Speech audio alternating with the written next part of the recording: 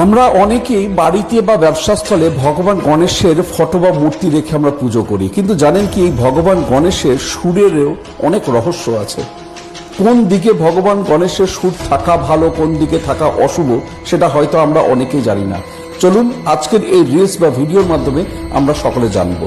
তবে তার আগে মনে রাখবেন, মূলত আমরা 3 রকমের ভগবান গণেশের সুর আমরা লক্ষ্য করে থাকি। অর্থাৎ আমরা যে বাড়িতে বা ব্যবসাস্থলে যে গণেশের পুজো করব, তার সুর যেন আপনার হাতের ডান দিকে থাকবে, অর্থাৎ ওনার সুর ওনার হাতের লেফট সাইডে থাকবে।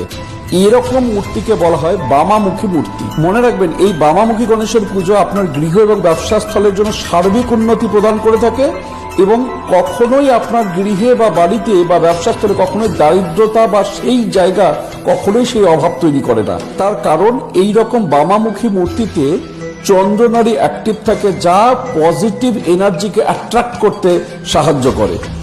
শাস্ত্র অনুযায়ী গণেশজির মাধ্যমে 2 রকমের শক্তি নির্গত হয়ে থাকে, একটা হচ্ছে লুনার আর একটা হচ্ছে সোলার।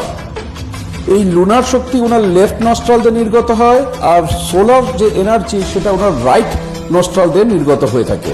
এই লুনার এনার্জি সেটা তো আমাদের জন্য খুবই ভালো, কিন্তু সোলার এনার্জি এতটাই পাওয়ারফুল, সেটা কিন্তু আমাদের ঘরে বলুন বা ব্যবসা স্থলে বলুন, সেই এনার্জিকে সামলানো কিন্তু খুবই মুশকিল। তাই যে সকল গণেশের মূর্তির সুর ওনার ডান দিকে অবস্থান করছে, সেই সমস্ত মূর্তিকে কেবলমাত্র মন্দিরেই প্রতিষ্ঠান করা সম্ভব হয়। কারণ আমরা জানি যে মন্দিরে নিত্য নৈমিত্তি, তার পুজো এবং বিভিন্ন রকমের ভোগ, এছাড়াও অন্যান্য যে সমস্ত রিচুয়ালসগুলো আছে সঠিকভাবে সেগুলোকে মেনে মন্দিরে সেগুলোকে পালন করা হয়। এই রকম মূর্তিকে বলা হয় দক্ষিণামুখী মূর্তি।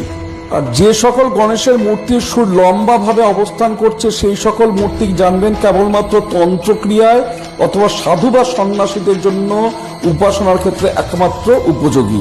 যদিও এই রকম মূর্তি আজকের দিনে খুবই রেয়ার। তাই এখন থেকে যখনই গণেশজির কোনো নতুন মূর্তি কিনবেন বা ফটো কিনবেন, এই তথ্যগুলোকে অবশ্যই মাথায় রাখুন। প্রত্যেকে ভালো থাকুন, সুস্থ থাকুন, আর আমার এই ভিডিওটিকে অবশ্যই লাইক, কমেন্ট এবং শেয়ার করুন। নমস্কার।